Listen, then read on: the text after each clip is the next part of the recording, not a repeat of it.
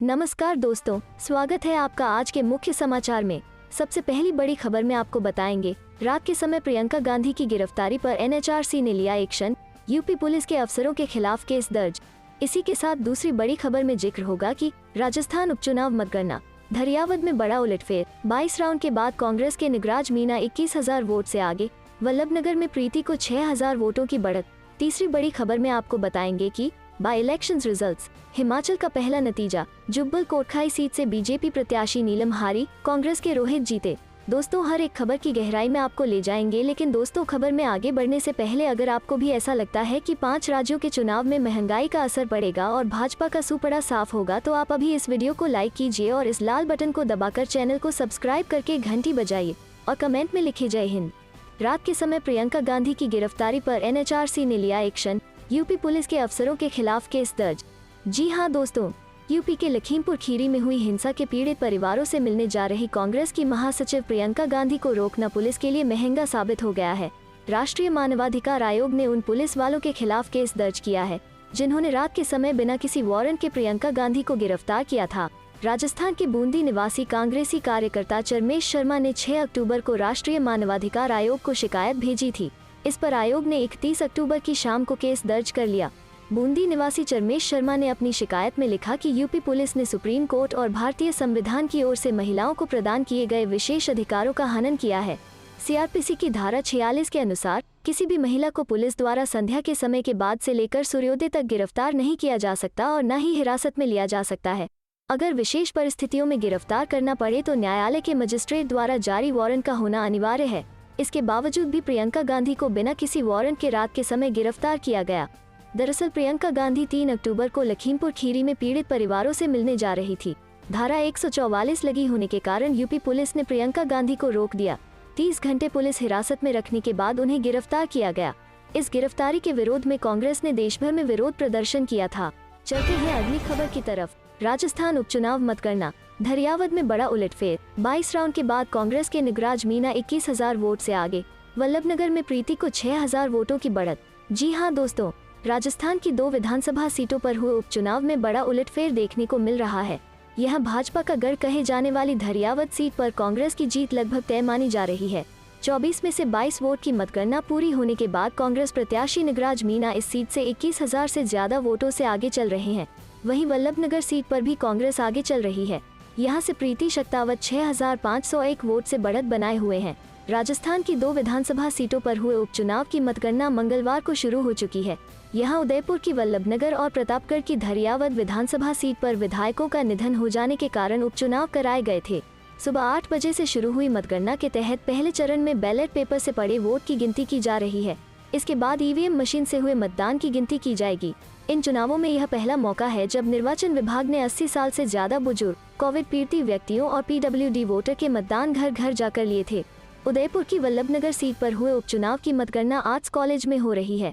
अधिकारियों के मुताबिक इस विधानसभा सीट की मतगणना 14 टेबल पर हो रही है, जो 23 राउंड में पूरी होगी। इसके अलावा धरियावद सीट पर 18 टेबल पर 24 राउंड की मतगणना होगी। राजस्थान की इन दोनों सीटों पर 31 अक्टूबर को मतदान हुआ था। दोनों विधानसभा क्षेत्रों में औसतन 70.41% मतदान हुआ था।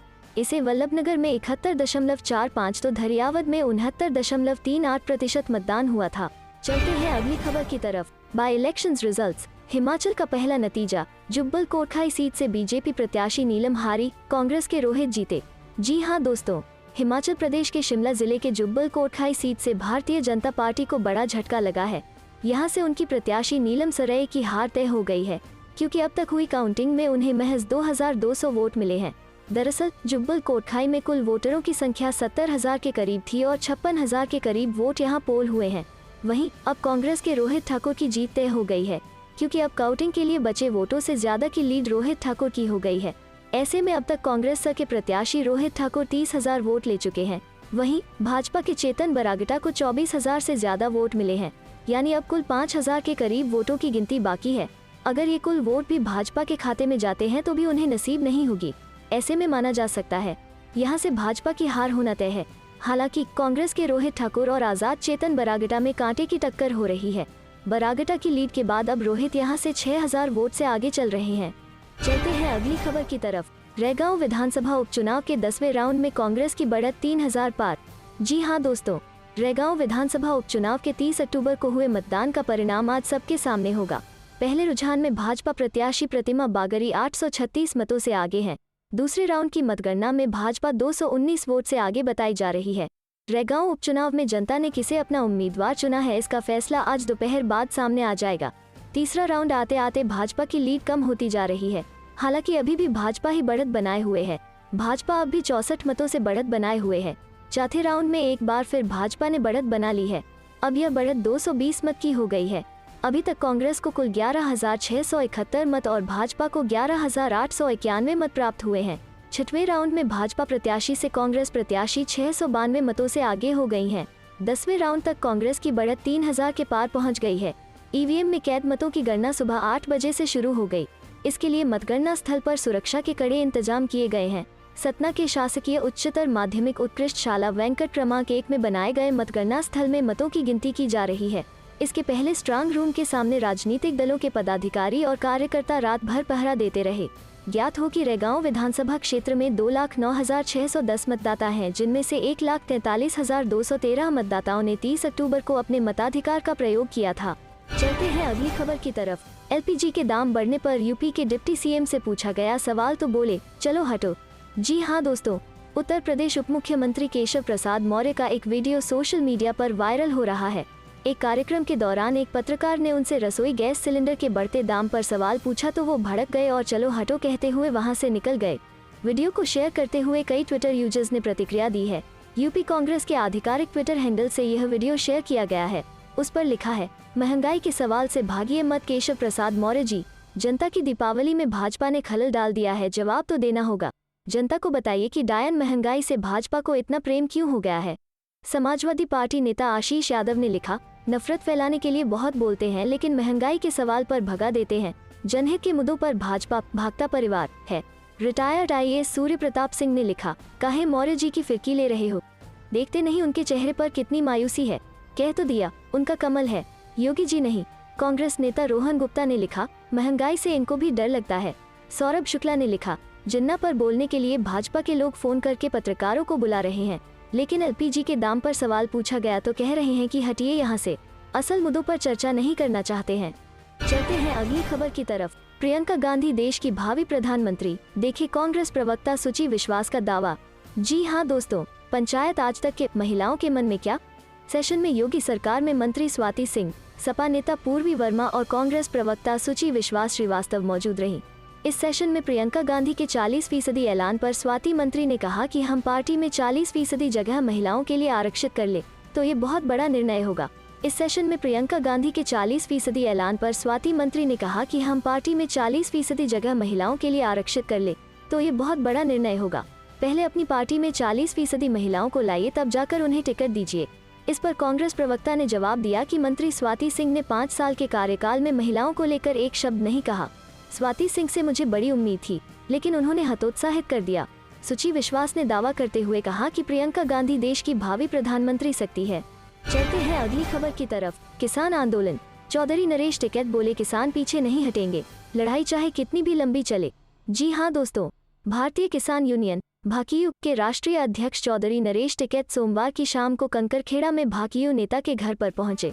उन्होंने कार्यकर्ताओं और पदाधिकारियों से मुलाकात कर भविष्य में आंदोलन की दिशा पर चर्चा की एवं आंदोलन में मेरठ की स्थिति मजबूत बनाए रखने को कहा। उन्होंने कहा कि सरकार को किसानों का ध्यान नहीं है, उद्योगपतियों का ध्यान है। कंकरखेड़ा में भाकियू नेता एडवोकेट अनुराग चौधरी के आवास पर पहुंचे भाकियू अध्यक्ष चौधरी नरेश टिकैत का स्वागत किया गया। उन्होंने कहा, सरकार को वार्ता करनी चाहिए, वार्ता से हल निकलता है। सरकार अपनी सत्ता की हनक दिखा रही है, जो गलत है। किसानों के बिना सरकार नहीं चलती है। यह देश का किसान तपती धूप में मेहनत कर अनाज पैदा करता है, खेती करता है। यह सरकार किसानों के हित में नहीं सोच रही है, यह तो उद्योगपतियों के हित में सोच रही है। उन्होंने कहा कि लड़ाई चाहे कितनी भी लंबी चले, किसान पीछे नहीं हटेंगे। किसानों ने तय कर लिया है कि जब दीपावली भी सड़क पर मना रहे हैं तो होली भी मना लेंगे। किसानों की लड़ाई को जारी रखेंगे और काले कानून के खिलाफ किसानों की आवाज बुलंद रहेगी। किसानों से सरकार बच रही है, उन पर दबाव बना रही है। दबाव से किसान डरने वाला नहीं है। चलते हैं अगली खबर की तरफ। यूपी चाबी देने की बात कहकर बुलाया, सीएम के जाते ही खाली हाथ लौटाया। गुस्साए लाभार्थियों का एमडीए दफ्तर पर हंगामा।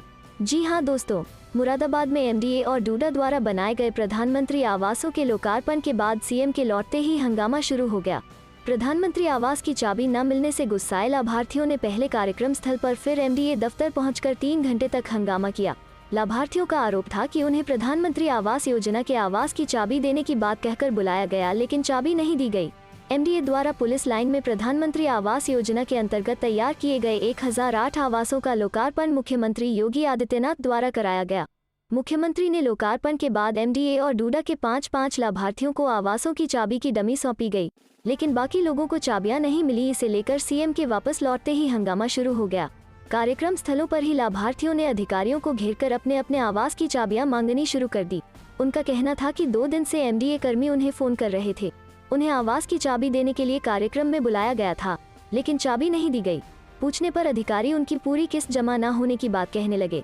लाभार्थियों का कहना था कि यदि उनकी किस्त पूरी नहीं थी तो ये बात पहले बतानी चाहिए थी। चलते हैं अगली खबर की तरफ। देवेंद्र फडणवीस के आरोपों पर भड़के एनसीपी के नवाब मलिक, कहा खुलासे के लिए दिवाली तक का इंतजार क्यों।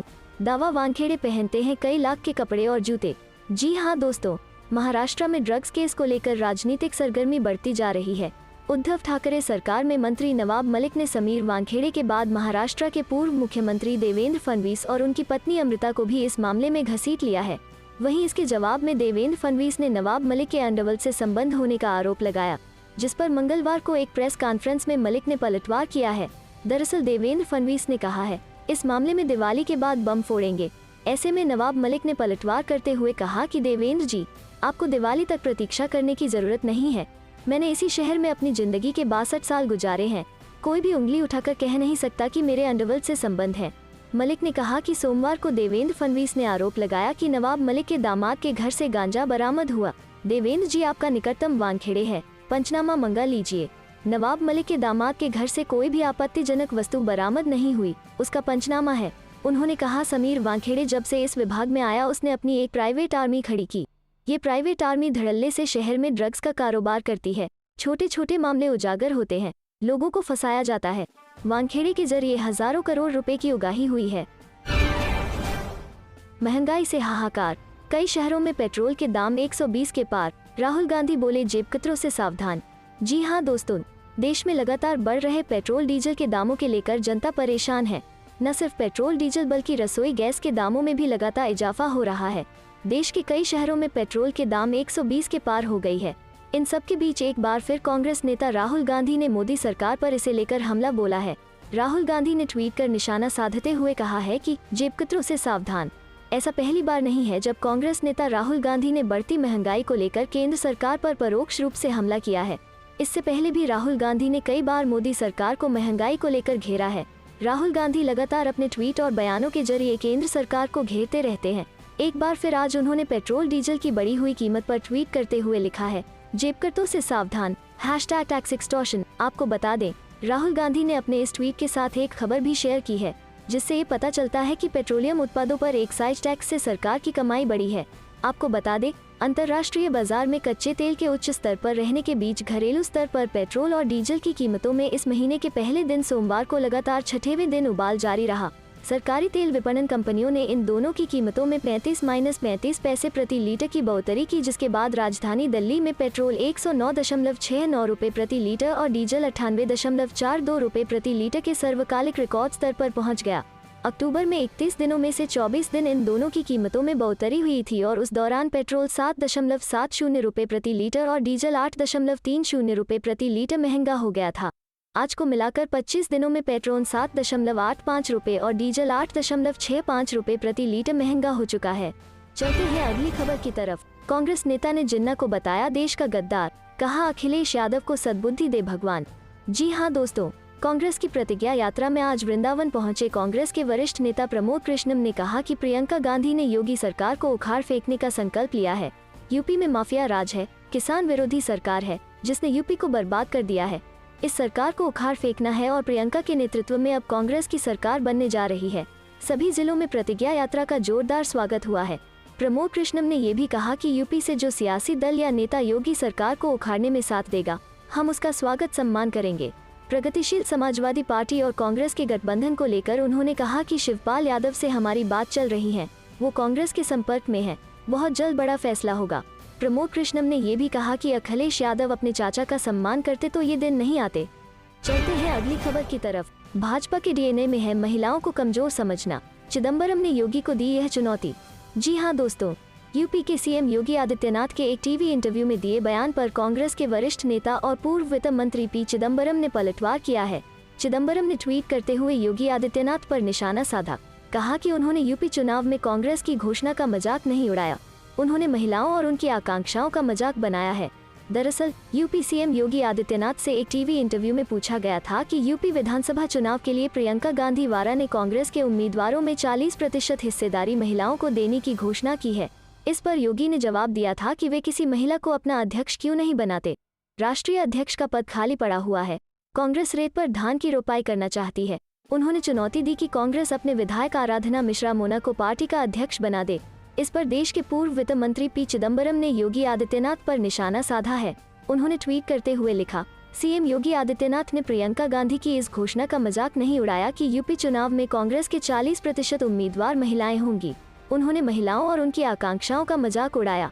महिलाओं पर पुरुषों की श्रेष्ठता का दावा करना भाजपा के डीएनए में है। बता दें कि प्रियंका गांधी ने अपने ऐलान में कहा था कि मेरा बस चले तो 50% महिला उम्मीदवार उतार दूं। उन्होंने कहा था कि यूपी में कांग्रेस का नारा है लड़की हूँ लड़ सकती हूँ। प्रियंका गांधी ने कहा था कि 40% टिकट का यह फैसला उन्नाव की उस बेटी के लिए है जिसे जलाकर मार दिया गया। यह हाथरस की उस रेप पीड़िता के लिए है जिसे न्याय नहीं मिला। चलते हैं अगली खबर की तरफ। बिजली सस्ती कर चन्नी ने विपक्ष को दिया झटका, डा में भी किया बम्पर इजाफा। जी हाँ दोस्तों, मुख्यमंत्री चरणजीत सिंह चन्नी ने आज घोषणा की है कि पंजाब में बिजली दरों में 3 रुपए प्रति यूनिट की कटौती की गई है। नई दरें आज से ही लागू हो जाएंगी। आम आदमी पार्टी के प्रमुख अरविंद केजरीवाल के मुफ्त बिजली के चुनावी वादे पर कटाक्ष करते हुए चन्नी ने कहा कि उनकी सरकार के सर्वेक्षण से पता चलता है कि लोग सस्ती बिजली चाहते थे, न कि मुफ्त बिजली। मुख्यमंत्री ने एक संवाददाता सम्मेलन में दावा किया कि इस कदम से पंजाब के 95% निवासियों को फायदा होगा। पंजाब में अगले साल विधानसभा चुनावों को ध्यान में रखते हुए कई अन्य घोषणाएं भी की गयी। पंजाब में अगले साल की शुरुआत में चुनाव होने हैं और सभी दल राज्य में आक्रामक तरीके से प्रचार कर रहे हैं। चन्नी ने राज्य सरकार के कर्मचारियों के लिए महंगाई भत्ते डीए में 11% की वृद्धि की घोषणा की। उन्होंने कहा कि इसके लिए 440 करोड़ रुपए आवंटित किए जाएंगे। चन्नी ने कहा, पंजाबियों के लिए बिजली बिल एक प्रमुख मुद्दा है। यह पूरी तरह से अराजकता और गरीबी की ओर ले जाता है, जो आत्महत्या की ओर ले जाता है। हम इसे हल करने जा रहे हैं और इस बारे में आज की कैबिनेट में फैसला किया है। ग्राहकों को सस्ती दरों पर निर्बाध बिजली आपूर्ति का वादा करते हुए मुख्यमंत्री ने घोषणा की कि राज्य सरकार जीवी के गोविंदवाल साहिब के साथ बिजली खरीद समझौते को समाप्त कर देगी। चलते हैं अगली खबर की तरफ। कपिल सिब्बल ने बीजेपी पर साधा निशाना, वे केवल धर्म की राजनीति करते हैं, उन्हें जनता की फिक्र नहीं। जी हाँ दोस्तों, कांग्रेस के वरिष्ठ नेता कपिल सिब्बल ने महंगाई को लेकर मध्य प्रदेश के मंत्री के बयान पर पलटवार किया है। कपिल सिब्बल ने कहा कि मध्य प्रदेश के मंत्री कहते हैं कि लोगों की आय भी बढ़ी है, इसलिए उन्हें बढ़ती कीमतों को भी स्वीकार करना चाहिए। लेकिन सच तो यह है कि केवल बीजेपी के लोगों की आय बढ़ी है, आम लोगों की नहीं, और इसलिए वे महंगाई की मार झेल रहे हैं। कपिल सिब्बल ने कहा, बीजेपी के मंत्री कहते हैं कि आमदनी बढ़ी है, लेकिन आय जनता की नहीं, सिर्फ उनकी आमदनी बढ़ी है। ईंधन, रसोई गैस की कीमतें बढ़ी हैं। वे गरीब लोगों के बारे में नहीं सोचते हैं और केवल धर्म की राजनीति करते हैं। मुझे उम्मीद है कि लोग इस सरकार को उखाड़ फेंकेंगे और इसकी शुरुआत यूपी में 2022 में होने वाले चुनाव में बीजेपी की हार से होने जा रही है। मध्य प्रदेश सरकार में पंचायत एवं ग्रामीण विकास मंत्री महेंद्र सिंह रविवार को कहा था कि आमदनी बढ़ रही है तो लोगों को महंगाई भी स्वीकार करनी चाहिए। उन्होंने यह भी कहा कि सरकार नागरिकों को हर चीज मुफ्त में नहीं दे सकती। पेट्रोलियम पदार्थों पर टैक्स का बचाव करते हुए उन्होंने कहा कि इससे सरकार को राजस्व मिलता है, जो अंततः विकास और जनहित की सरकारी योजनाओं में काम आती है। कांग्रेस नेता कपिल सिब्बल ने हाल ही में केंद्रीय गृह मंत्री अमित शाह की जम्मू कश्मीर यात्रा की आलोचना की थी। इसके साथ ही उनसे उत्तर प्रदेश में अल्पसंख्यकों को रणनीतिक रूप से टारगेट करने से रोकने की अपील भी की थी। सिब्बल ने ट्वीट कर कहा कि जम्मू कश्मीर में अमित शाह ने अल्पसंख्यकों की रणनीतिक रूप से नियोजित सुरक्षा की मांग की, अच्छा किया, उत्तर प्रदेश में भी ऐसा ही करें। चलते हैं अगली खबर की तरफ। कांग्रेस ने योगी पर साधा निशाना, पूछा यूपी में कैबिनेट स्तर की कोई महिला मंत्री क्यों नहीं। जी हाँ दोस्तों, कांग्रेस नेताओं ने उत्तर प्रदेश के मुख्यमंत्री योगी आदित्यनाथ की टिप्पणी के लिए उनकी आलोचना की है कि पार्टी एक आम महिला को पार्टी अध्यक्ष के रूप में नियुक्त नहीं कर रही है। कांग्रेस ने पलटकर उनसे सवाल किया कि राज्य में कैबिनेट स्तर की महिला मंत्री क्यों नहीं है। योगी ने कुछ दिनों पहले एक निजी मीडिया से बातचीत के दौरान पूछा था, कांग्रेस एक आम महिला को पार्टी प्रमुख के रूप में क्यों नहीं नियुक्त कर रही है। कांग्रेस प्रवक्ता सुप्रिया श्रीनेत ने कहा, योगी जी आप महिलाओं को 40% टिकट देने के प्रियंका जी के फैसले से परेशान हैं। आपने संसद में भी महिला आरक्षण विधेयक का विरोध किया था। आपकी परिषद में कोई महिला कैबिनेट मंत्री नहीं है।